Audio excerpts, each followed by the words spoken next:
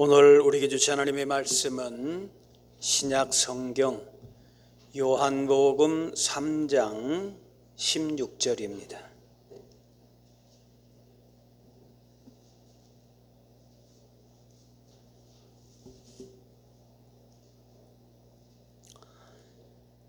하나님이 세상을 이처럼 사랑하사 독생자를 주셨으니 이는 그를 믿는 자마다 멸망하지 않고 영생을 얻게 하려 하심이라. 아멘. 우리 주일 낮 예배이면서 또 TJ 헌신 예배로 드립니다. 오늘 또 우리 남아공에서 선교하시는 김정길 목사님 오늘 오셔서 이제 하나님의 사랑이라고 하는 말씀 전해 주실 때에 다시 한번 우리의 신앙적인 자세를 직분을 또 기억하시면서 귀한 은혜의 시간이 될 수 있기를 바랍니다. 이제 목사님 나오셔서 말씀 주시겠습니다.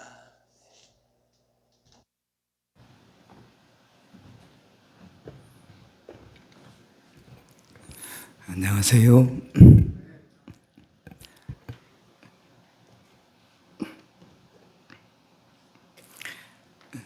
찬송 한 곡 부를까요? 563장입니다.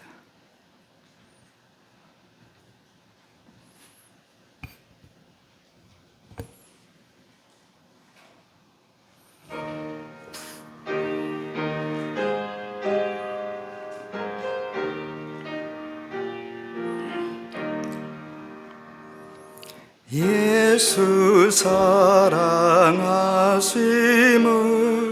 성경에서 배웠네. 우리들은 약하나 예수 권세만 도다. 날 사랑하신 날 사랑하심 날 사랑하심 성경에 쓰였네.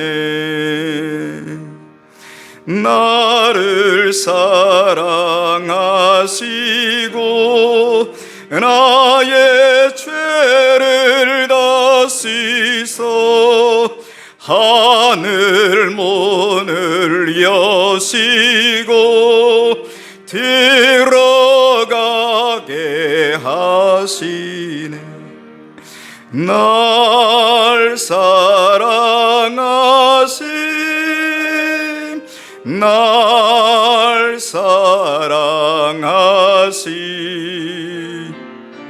날 사랑하심 성경에 쓰였네. 내가 연약할수록 더욱 귀히 여기사 높은 보좌 위에서 낮은 나를 보시네. 날 사랑하신 날 사랑하신 날 사랑하신 성경에 쓰였네. 세상 사는 동안 나와 함께 하시고 세상 떠나가는 날 천국 가게 하소서. 날 사랑하신 날 사랑하신 날 사랑하신 말씀 성경에 쓰였네. 아멘.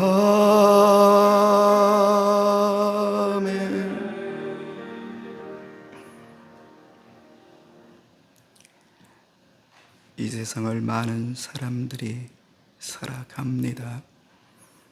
그런데 마지막 그 순간에 꼭 듣고 싶은 말이 한마디 있다면 사랑한다는 말입니다.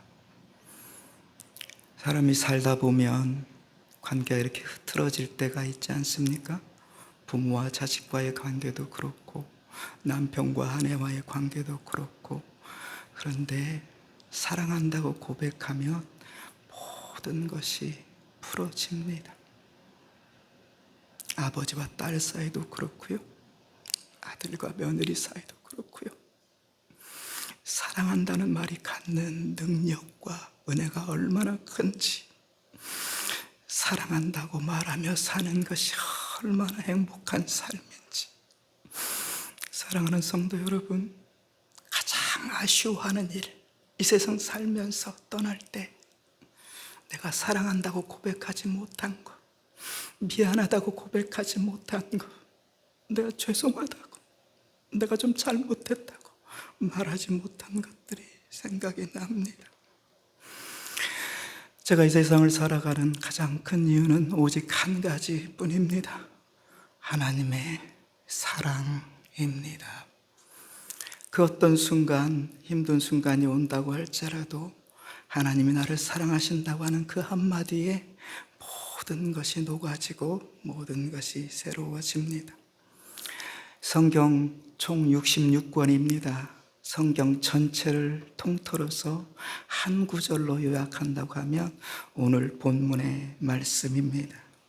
오늘 본문 말씀을 보시면 요한복음 3장 16절 말씀인데요, 하나님이 세상을 이처럼 사랑하사 독생자를 주셨으니 이는 그를 믿는 자마다 멸망하지 않고 영생을 얻게 하려 하심이라 말씀하십니다. 사랑하는 성도 여러분, 왜 하나님이 좋으십니까? 왜 하나님이 여러분이 생각만 해도 그리우시고 아름답습니까? 하나님은 참 좋으신 분인 줄 믿습니다. 하나님은 참 좋으신 분입니다. 언제 어디서나 참 좋으신 분이에요. 왜 그럴까요? 하나님이 나를 사랑하셨기 때문입니다. 하나님이 나를 사랑하셨기 때문입니다. 오늘 말씀에 보면 하나님이 세상을 어떻게 사랑하셨어요? 이처럼 사랑하셨습니다. 이처럼이 무슨 말이냐면 독생자를 주셨다는 말입니다. 하나님이 우리를 사랑하셨는데 어떻게 사랑하셨냐면 독생자 예수 그리스도를 나를 위해서 십자가 달려 죽게 하신 줄 믿습니다. 그것이 하나님의 사랑입니다. 우리가 예수 그리스도를 생각할 때마다 소망이 생기고 설레고 가슴이 뛰고 아침에 막 신이 나고 그러잖아요. 마치 미친 사람처럼. 왜 그래요? 그 예수님이 나를 사랑하셔서 십자가 달려 죽으셨기 때문입니다. 하나님이 세상을 이처럼 사랑하사 어떻게 하셨어요? 독생자를 주셨습니다. 독생자를 주셨어요. 그래서 이 하나님의 사랑을 믿는 사람은 다 누구나 무엇을 가지고 계세요? 독생자를 가지고 계신 줄 믿습니다. 하나님이 이처럼 우리를 사랑하셨어요. 어떻게 사랑하셨다고요? 독생자를 주신 것으로 사랑하셨습니다. 하나님의 사랑은 무엇으로 나타났냐면 주시는 것으로 나타났어요. 자기 자신을 주시는 것으로. 독생자 예수 그리스도를 나를 위해서 주시는 것으로 나타났습니다. 그래서 분명히 알아야 될 것은 내가 하나님을 사랑하고 예수를 믿었다면 내 안에 누가 계셔요? 예수님이 계시다고 하는 사실을 믿으시기를 바랍니다. 내 안에 예수님이 계십니다. 사도행전 3장 6절을 한번 찾아보겠습니다. 사도행전 3장 6절입니다.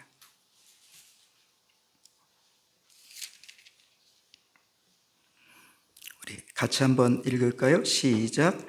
베드로가 이르되 은과 금은 내게 없거니와 내게 있는 이것을 내게 주노니 나사렛 예수 그리스도의 이름으로 일어나 걸으라 하고 아멘. 베드로가 말합니다. 은과 금은 내게 없습니다.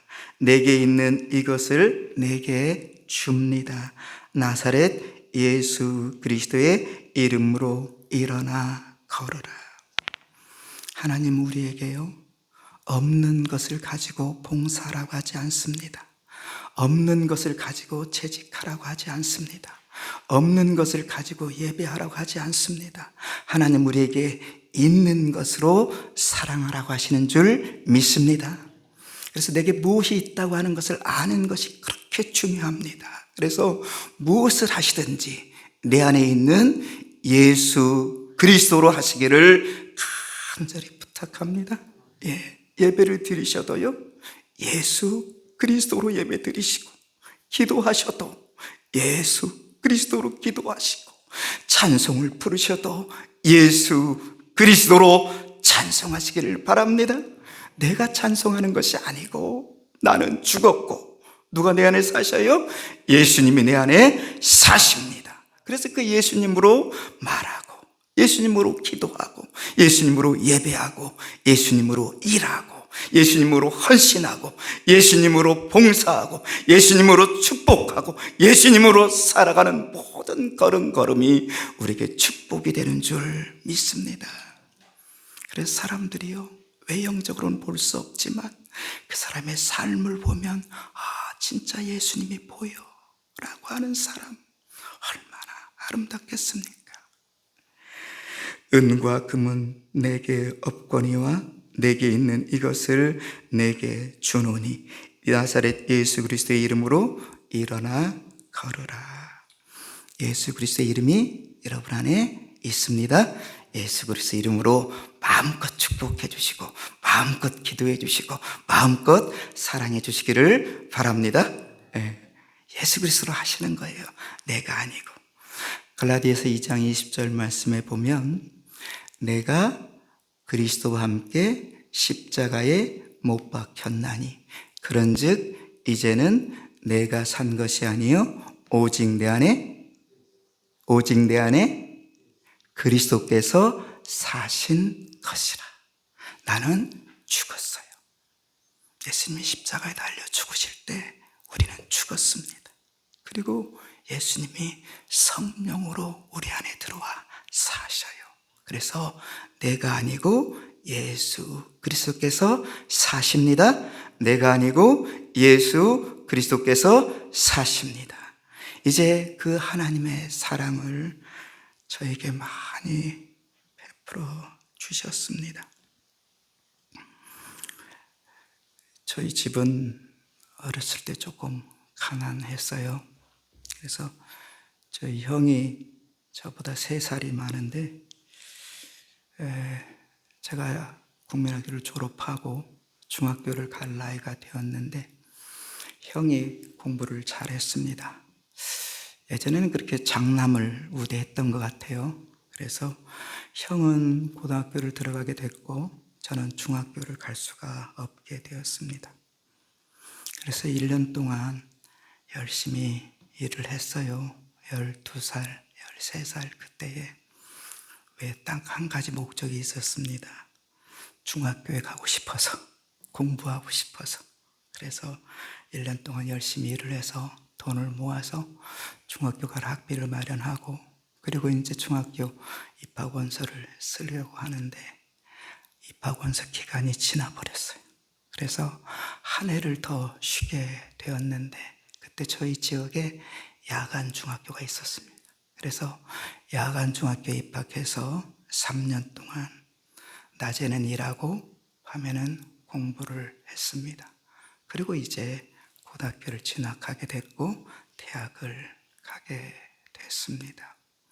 지금 생각해 보면 어떻게 그 일을 견뎌낼 수 있었을까라고 생각해 보는데요. 하나님의 사랑 때문입니다. 하나님이 나를 사랑하셔서 구원해 주셨기 때문에 그 은혜로 살게 되었습니다. 결혼을 했습니다. 결혼해서 7년, 8년이 다 돼 가는데 아이가 없었습니다. 그때 제가 섬기던 교회가 광명시 철산동에 있던 교회인데요. 그 교회 권사님 한 분이 기도를 시작했습니다. 우리 사역자가 아이가 없는 것은 우리가 기도하지 않았기 때문이라고.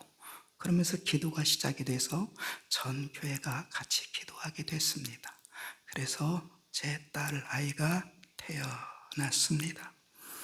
하나님의 은혜요, 사랑입니다. 남아공에 간 것은 14년 전입니다. 14년 전에 남아공에 사역지가 있다고 그래서 청빙을 받고 가방 2개 싸고 아이 데리고 그리고 남아공에 가서 14년을 견뎌냈습니다. 생각해보면 하나님의 은혜요, 하나님의 사랑입니다. 작년에 하나님께서 큰 은혜를 2가지를 저에게 베풀어 주셨는데, 첫 번째 은혜는 제가 예전에 섬겼던 수원에 있던 교회에서 어떤 성도가 암투병을 했습니다. 암투병이 낫고 나니까 하나님 은혜에 너무 감사해서 아프리카에 교회를 하나 짓고 싶다고 헌금을 보내주셨습니다. 그래서 1년 동안 교회를 짓게 됩니다. 그리고 지난 11월 셋째 주에 그 교회 담임 목사님 오셔서 헌당 예배를 하나님 앞에 드렸습니다. 생각해보면 하나님의 은혜요, 사랑입니다. 저는 아무것도 없고요, 오직 하나님의 은혜였고 사랑이었습니다. 제가 신학 공부하고 난 뒤에 늘 고민하던 것이 하나 있었습니다. 성경을 좀 제대로 배울 수 있는 학교가 있었으면 좋겠다. 그렇게 기도하다가 작년에 학교를 시작하게 되었습니다. 많지는 않지만 한 10명 남짓 모여서 성경을 가르칩니다. 매일 오후에 성경을 가르치죠. 근데 학교가 생겼으니까 교실이 필요하잖아요. 그래서 교실을 짓는 일을 놓고 기도했습니다. 한국에 있는 어떤 장로님 부부가 저희 가정이 헌신할게요, 이렇게 해서 학교가 세워졌습니다. 역시 그분들도 지난 11월 셋째 주에 오셔서 학교 건축 감사 예배를 드리고 가셨습니다. 오셔서 학교를 보고 얼마나 좋아하시는지, 앞으로 이 학교를 통해서 하나님의 역사를 이루어갈 그것을 바라보시면서 너무나 행복해 하시고 그리고 가셨습니다. 하나님의 은혜요, 하나님의 사랑입니다. 한 군데 말씀을 더 보고 마치려고 합니다. 고린전서 9장에 있는 말씀입니다.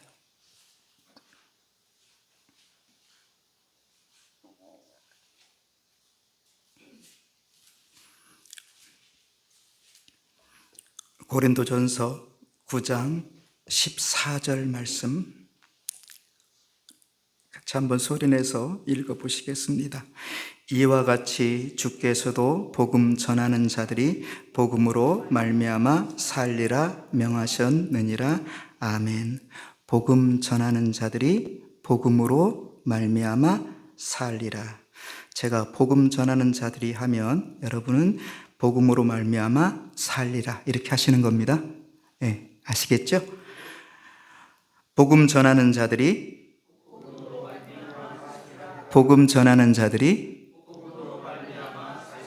믿으십니까? 복음 전하는 자들이 무엇으로 말미암아 산다고요?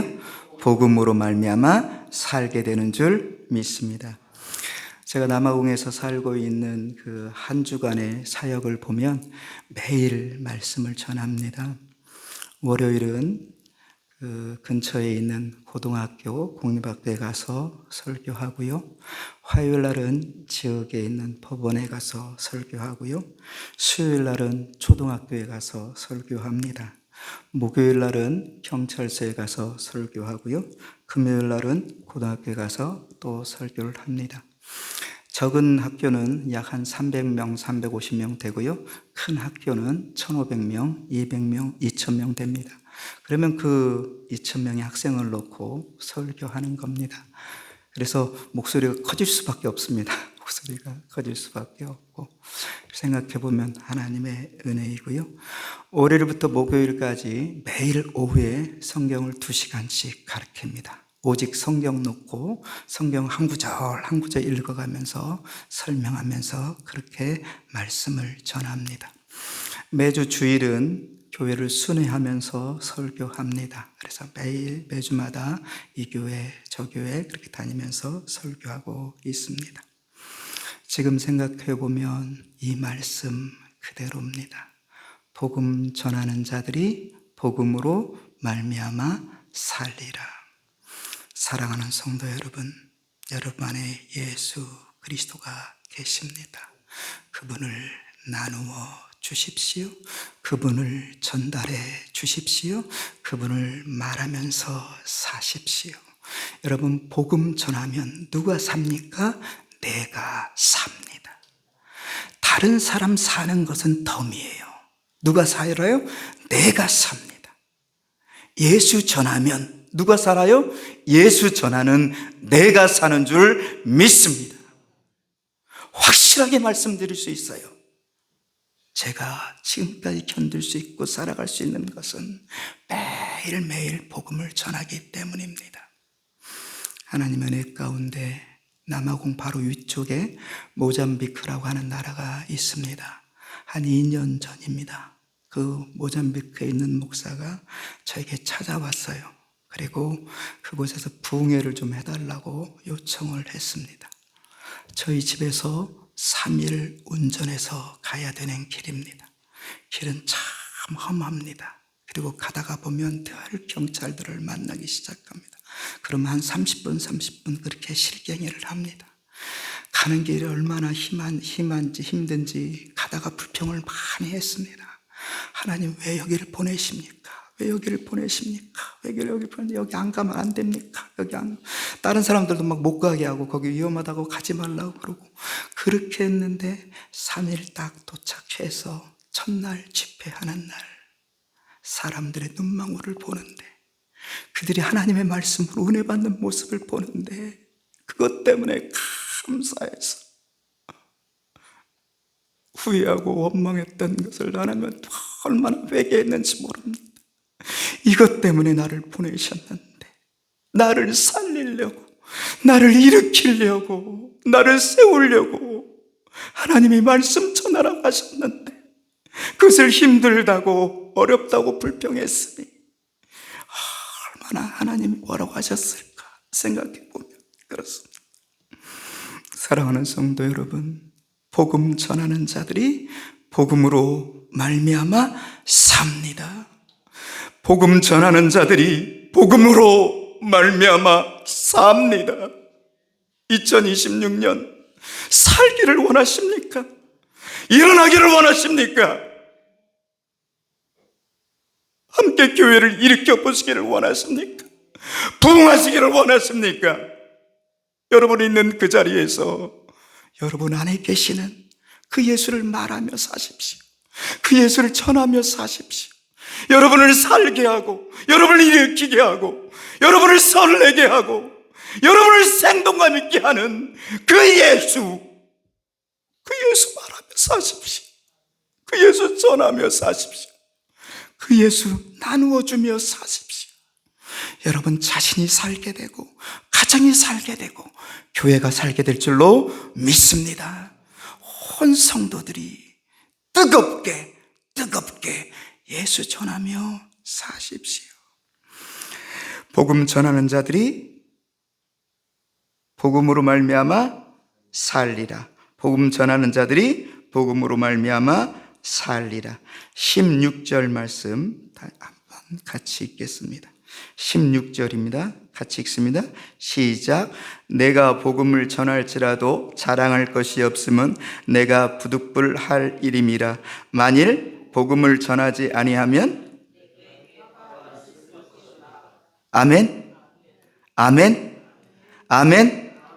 예, 예수 믿으면 그 순간부터 우리는 전도자요 선교사인 줄 믿습니다. 어디서나 뭘 전해야 돼요? 복음을 전하셔야 돼요. 복음을 전하지 않으면 어떻게 된다고요? 내게 화가 있어요. 이걸 깨달으셔야 돼요. 왜? 내가 죽잖아요. 예수를 전하지 않으면 여러분 기운 없잖아요. 힘이 없어지잖아요. 예수를 전하지 않으면 교회 오는 게 힘들잖아요. 신앙생활 하는 게 어렵잖아요. 그게 누가 죽는 거예요? 내가 죽는 거예요. 그게 뭐예요? 화가 있는 거예요. 예수 전하지 않으면 내게 뭐가 없어요? 기쁨이 없어요. 소망이 없어요. 그러니까 가정이 평안할 리가 없죠. 힘들고 어렵게 살 수밖에 없습니다. 복음 전하는 자들이 복음으로 말미암아 살리라. 복음 전하는 자들이 복음으로 말미암아 살리라. 복음을 전하지 않으면 내게 화가 있을 것임이로라. 하나님의 말씀입니다. 기도하겠습니다. 좋으신 아버지 하나님, 은혜를 진실로 감사를 드립니다. 우리가 무엇이간데 예수 믿게 하시고 구원받아 살 수 있는 은혜 주셨사오니 감사합니다. 하나님의 사랑이 우리에게 나타난 바 되었습니다. 독생자 예수 그리스도를 우리에게 주셨습니다. 이제 내가 아니요 그리스도께서 내 안에 계심을 믿습니다. 내 안에 사심을 믿습니다. 복음 전하는 자들이 복음으로 말미암아 살리라 말씀하여 주셨사오니 이제부터라도 복음 전하는 삶을 살기를 원합니다. 내가 살기를 원합니다. 우리가 살기를 원합니다. 우리 가정들이 살아나기를 원합니다. 교회가 살아나기를 원합니다. 복음 전하는 삶을 살게 하여 주옵소서. 예수님의 이름으로 감사하며 기도하옵나이다. 아멘.